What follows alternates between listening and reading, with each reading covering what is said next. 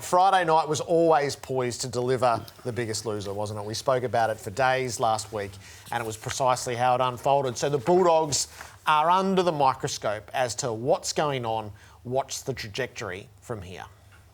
And I think we can put it to bed that Bevo knows that this group is not good enough to be a genuine contender. And he can't come out and say it, because you can't say to your playing group, I don't believe that we're good enough to contend and I'm going to start to regenerate. But the actions made the statement with what he did at selection and the way he went about it. So the problem for me, though, now is I think the players now know. Bailey Dale's the sub, but Bramble's getting a game, O'Donnell's getting a game, Baker's getting a game over Bailey Dale, who you've signed for 5 years on big money. I don't get it. I'm so frustrated with it. I can't believe they went with him again last year, and at some point this year they're going to have to make a change and refresh this footy club. So the obvious question is, will it be with Luke Beveridge? Well, I think they've committed to Luke Beveridge. I think that the club has said, well, Luke Beveridge is our man. It's one or the other. It's either the coach or the list, and I think they've made a decision. It's just a matter of who you purge and what you get for them now. Yeah. It's the trade game now. Who holds the biggest trump card? Sell, get English out of the joint, get Bailey Smith. You don't want to be here, fine, we'll get a great pick for you. And then if you can package up the rest. So that's drastic at 2 and 3, isn't it? They were one of the two fascinations of the off-season and how they would present into the year. Yep. All of their work was done to achieve success now, to smooth the obstacles, to remove the barriers and to be successful now.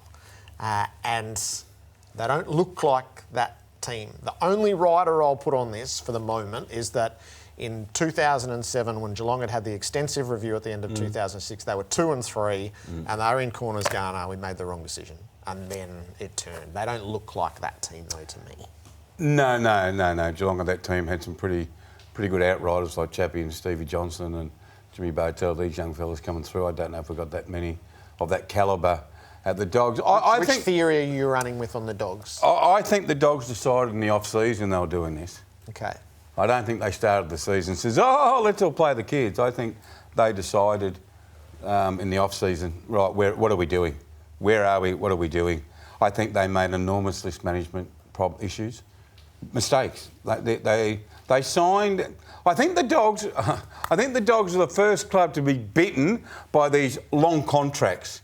Collective. They got, we got McRae, we've got Dale, we've got Caleb. I think they all signed 5-year deals. They're not in the team. So what are they going to do with them? They're going to have to trade them out. So it's anyway. Where are the Dogs?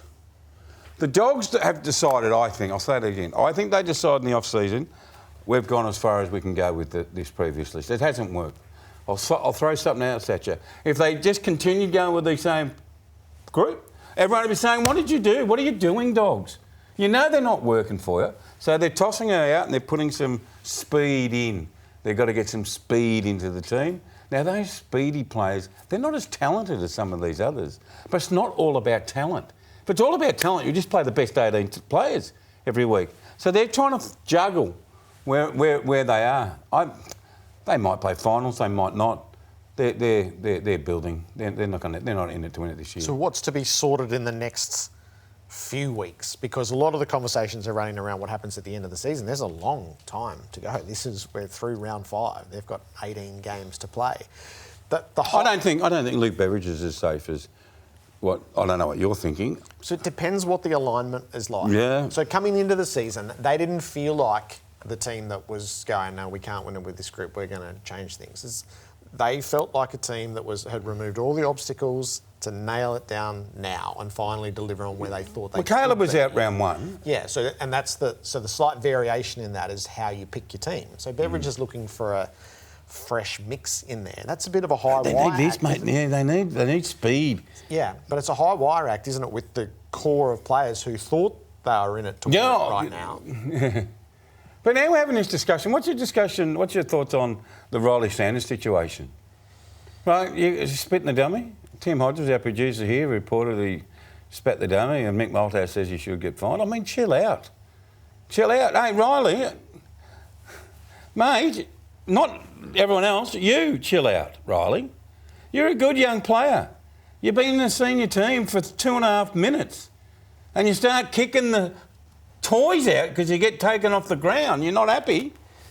I would not drop him, not with Mick, but hey, come on. Good young man, but pull your head in, pal. You've done nothing.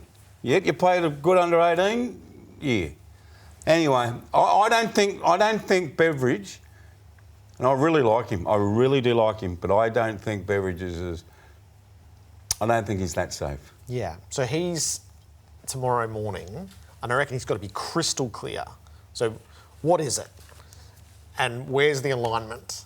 And what does Marcus Bontempelli think of it? Because part of the off-season to me was a recognition they're on the clock with Bontempelli, and that wasn't about rebuilding this year. So let's see. They've got a big week ahead. Teams typically respond in this week. So we'll get a bit of a glimpse publicly, but then when they play against St Kilda on Thursday night, we'll know. We'll know.